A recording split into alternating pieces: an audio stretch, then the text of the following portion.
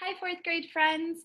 Today is a brand new read aloud. Remember that we are reading the book The Bad Beginning by Lemony Snicket, which is the first book in a series of unfortunate events about the Baudelaire orphans and their unfortunate events that are happening in their lives. Remember, their family has since perished in a fire and they're living with the evil Count Olaf.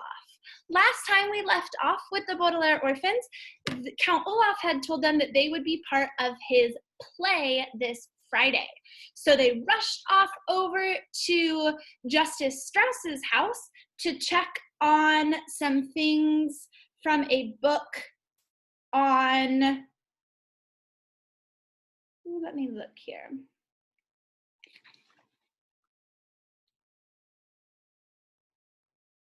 That might be helpful to their problem here. They're trying to figure out what on earth Count Olaf's evil plan might be.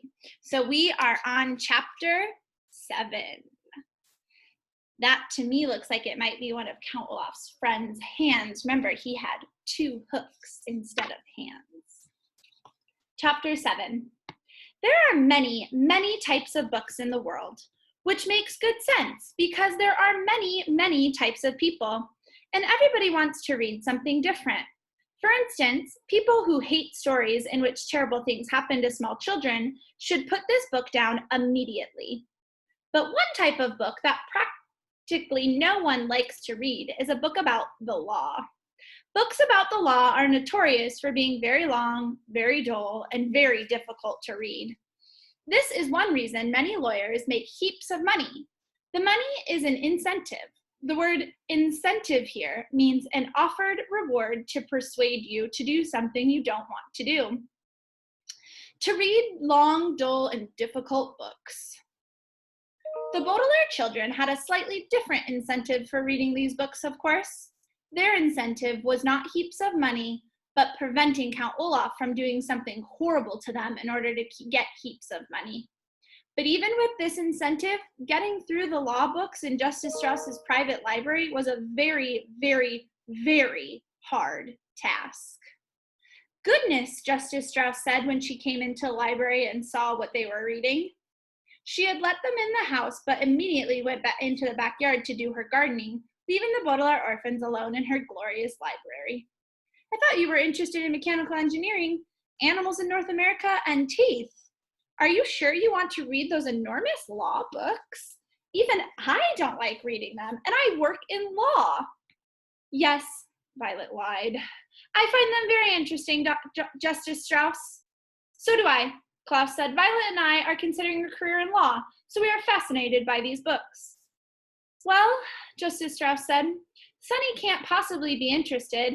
Maybe she'd like to come help me with the gardening. Whippy! Sunny shrieked, which meant I'd much prefer gardening to sitting around watching my siblings struggle through law books. Well, make sure she doesn't eat any dirt, Klaus said, bringing Sunny over to the judge. Of course, said Justice Strauss. We wouldn't want her to be sick for the performance. Violet and Klaus exchanged a look. Are you excited about the play? Violet asked hesitantly. Justice Strauss's face lit up. Oh, yes, she said. I've always wanted to perform on stage ever since I was a little girl. And now Count Olaf has given me the opportunity to live my lifelong dream. Aren't you thrilled to be part of the theater? I guess so, Violet said. Of course you are, Justice Strauss said, stars in her eyes and sunny in her hands. She left the library, and Klaus and Violet looked at each other and sighed. She's stage struck, Klaus said. She won't believe that Count Olaf is up to something, no matter what. She wouldn't help us anyway, Violet pointed out glumly. She's a judge, and she'd just start babbling about in loco parentis like Mr. Poe. That's why we've got to find a legal reason to stop the performance, Klaus said firmly. Have you found anything in your book yet? Nothing helpful, Violet said, glancing down at a piece of scrap paper on which she had been taking notes. 50 years ago, there was a woman who left an enormous sum of money to her pet weasel, and none of her 3 sons. The 3 sons tried to prove that the woman was insane, so the money would go to them. What happened? Klaus asked. I think the weasel died, Violet replied, but I'm not sure. I have to look up some of the words. I don't think it's going to help us anyway, Klaus said. Maybe Count Olaf is trying to prove that we're insane, so he'd get the money, Violet said. But why would making us be in the marvelous marriage prove we were insane? Klaus asked. I don't know, Violet admitted. I'm stuck. You found anything?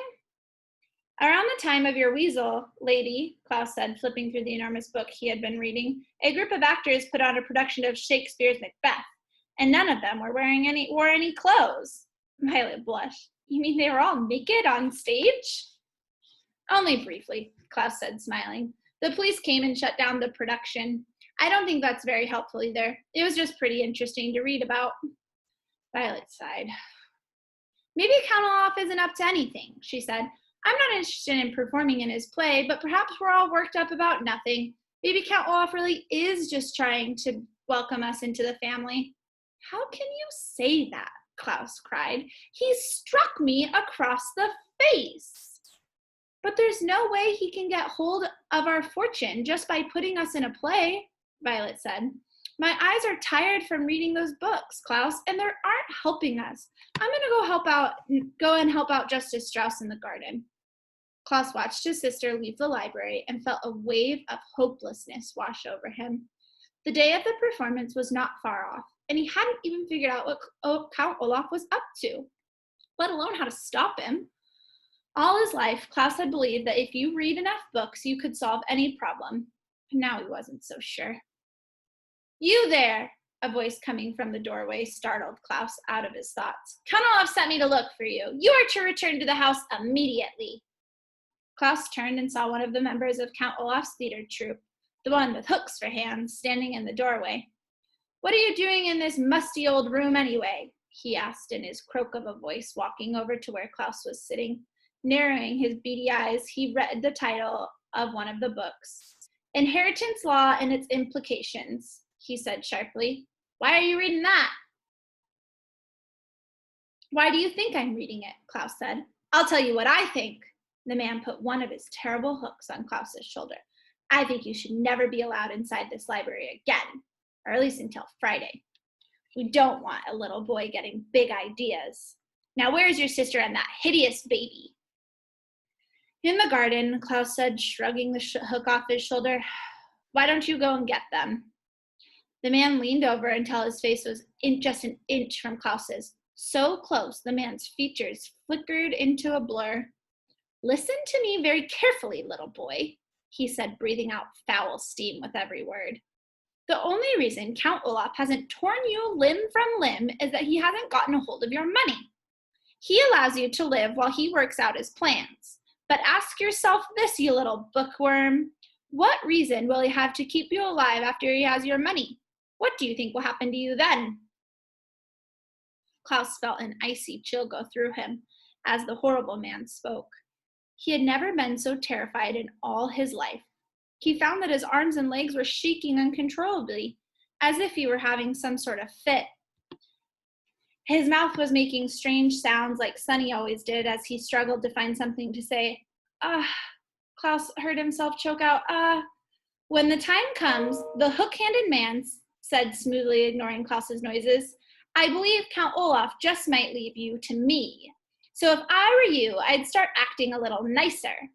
The man stood up, put both his hooks in front of Klaus's face, letting the light from the reading lamp reflect off the wicked-looking devices. Now, if you will excuse me, I have to fetch your poor orphan siblings. Klaus felt his body go limp as the hook-handed man left the room, and he wanted to sit there for a moment and catch his breath, but his mind wouldn't let him. This was his last moment in the library and perhaps his last opportunity to foil Count Olaf's plan. But what to do? Hearing the faint sounds of the hook-handed man talking to Justice Strauss in the garden, Klaus looked frantically around the library for something that could be helpful. Then, just as he heard the man's footsteps heading back his way, Klaus spied one book and quickly grabbed it. He tucked his shirt and put the book inside, hastily retucking it just as the hook-handed man re-entered the library, escorting Violet and carrying Sonny, who was trying without success to bite the man's hooks. I'm ready to go, Klaus said quickly, and walked out the door before the man could get a good look at him. He walked quickly ahead of his siblings, hoping that nobody would notice the book-shaped lump in his shirt. But maybe, just maybe, the book Klaus was smuggling could save their lives. That's the end of chapter 7. I wonder what book Klaus might have snatched. We'll pick up later. Bye.